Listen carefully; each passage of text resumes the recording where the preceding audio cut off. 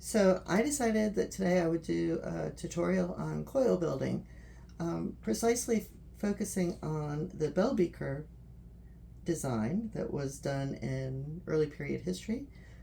This is a rabbit hole I got interested in a long time ago and then revisited with my friend Glakos, who knows a lot more about early period cultures than I do.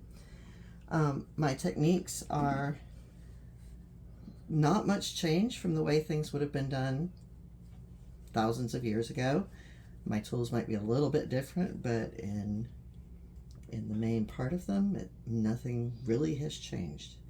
This is some recycled clay, so I use the pieces that get trimmed off, soak them, and rehydrate so that I can use them for fun projects like this. I also have one of my earlier designs. I don't coil build very often, so I'm not nearly as even as some people might be who practice a lot more. Did you cook that one? I did. This one was done in one of the fire pits, just like they would have been done in period. So I'm going to start the same way I do all my coil building, which is just a little cookie at the bottom. And I'm going to build on top of a Lazy Susan.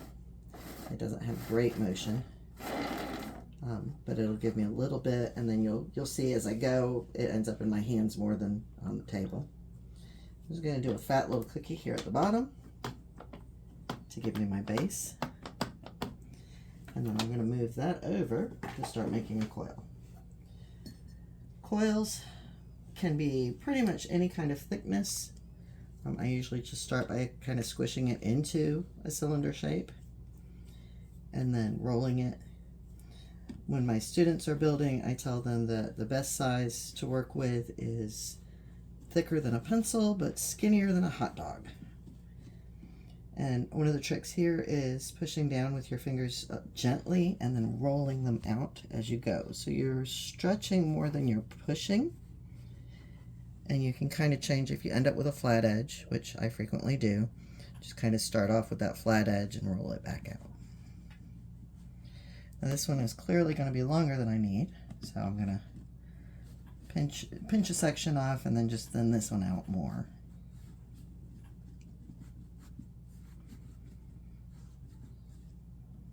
That's a pretty good thickness.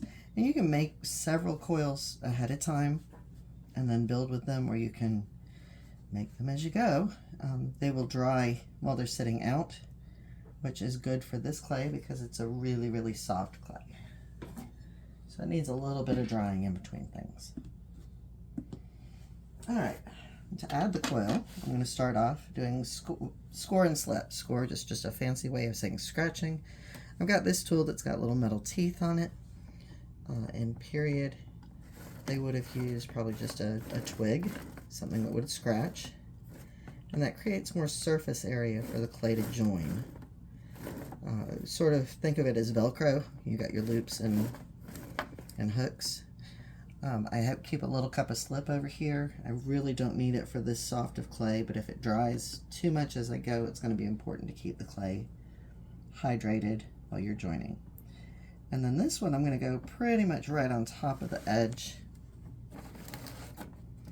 And I'm just kind of giving it a little pinch and push as I go.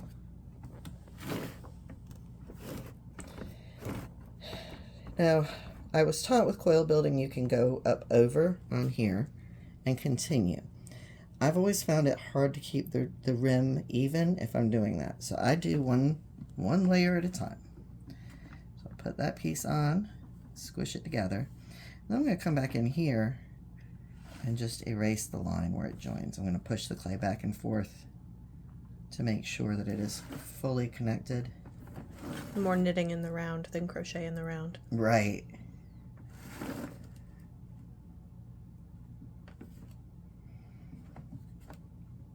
I'm not stressing the shape too much right now. That'll come as it grows. All right, there's my first layer. It is probably okay to go ahead and add another. Since I've got another coil ready here, I'll just go ahead. Again, doesn't need a lot of moisture. When you're building straight up, you try to do your scratching and adding directly on top.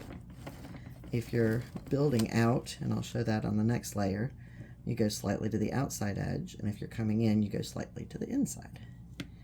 And it will grow in that direction.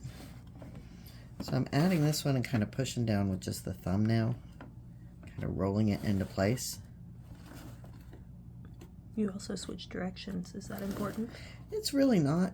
With coil building, I think you can pretty much go either direction because it's gonna be the same either way. But I hadn't realized I'd done that. That's interesting. Also discovering that for my purposes, I'm not sure that the Lazy Susan is helping that much. Maybe once I start decorating it would be more useful. But it's also at this point that I want to pick it up, and it is stuck to the plastic. Go ahead and get it unstuck. Slide and pull. Like a suction Deforming it, yes. Oh, well. You were going to shape it in your hand anyway. Yeah, I really was. Because I want to be able to turn it and see how the joins on the outside are going. I really like to go ahead and smooth as I go. For modern, go ahead. You've built on your knee before too. I have. It's a good shape for holding the piece while I'm going. This way I can just make sure that everything's knitted together and I don't end up with a weak spot.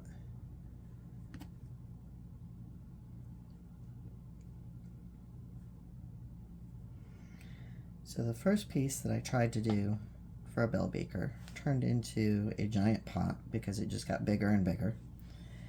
The second one I focused a lot on trying to make it go straight up, and it ended up super skinny and tall.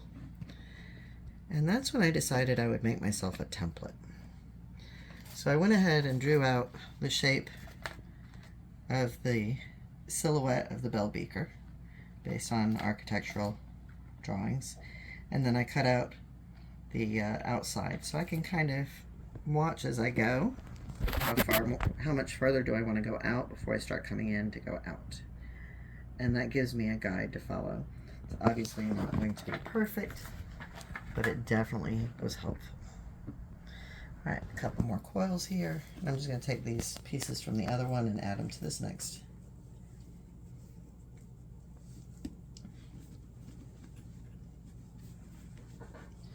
Sometimes when the clay is really soft, it's hard to get it to go taller. It just wants to go out. And in that case, you might need to dry it with a hairdryer or heat gun or something just to kind of stiffen it up. Especially when it's this kind of soft Cream recycled cheese. clay. Yeah, it's definitely like cream cheese. This would not be fun to throw. Alright, so I'm going to do this next layer on the outside edge. So I'm just going to scratch more to the outside.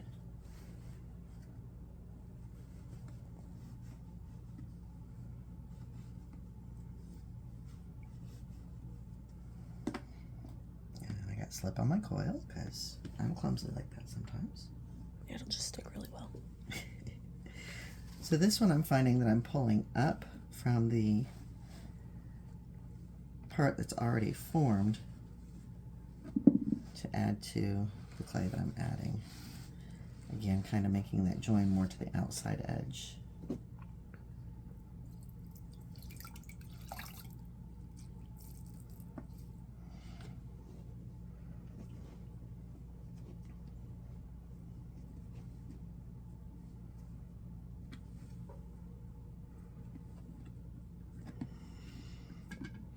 Might have to do is do this as a two-part, like come back after it's set up a little bit, do some paddling and shaping, and then do the next layer because it's definitely going to need the hairdryer for a minute or two. Paddling? What do you paddle it with? I have a wooden spoon. You're using a wooden spoon. Yes. One of these days I'll shell out for an actual wooden clay paddle, but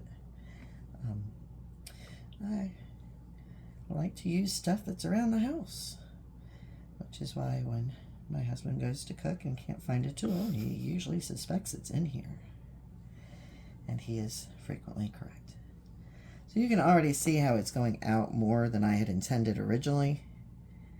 And when I do start paddling, I can kind of shape that some more, take some of the fingerprints out and get it more even.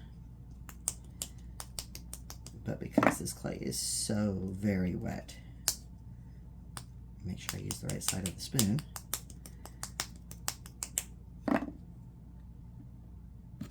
It's just kind of wanting to give into gravity.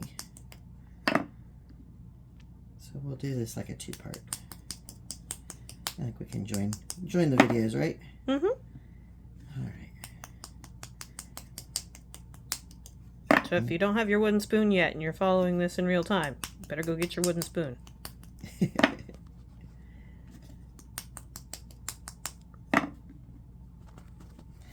this is gonna be a big one. It's so sticky that the spoon is sticking to it. All right, so I'm gonna dry this a little bit and then I'll come back and paddle it some more. I am kind of pushing the sides up a little bit right now, almost compressing side to side to get it to stand up a little bit better. If you were making bread, what kind of dough would this feel like? Cream cheese. Not cream cheese, but definitely it does feel like a bread dough. It definitely does. I would probably add more flour to it, honestly, if I was making bread out of this. What happened if you added flour to clay? It would just burn out, right? It would just burn out, yeah. Would it dry it right now, though? I don't know. I think you'd end up with something gummy. Yeah, that's and fair. it would be unpleasant. Ew, gross. All right, so we're going to stop this right here and I'll dry it and then I'll come back.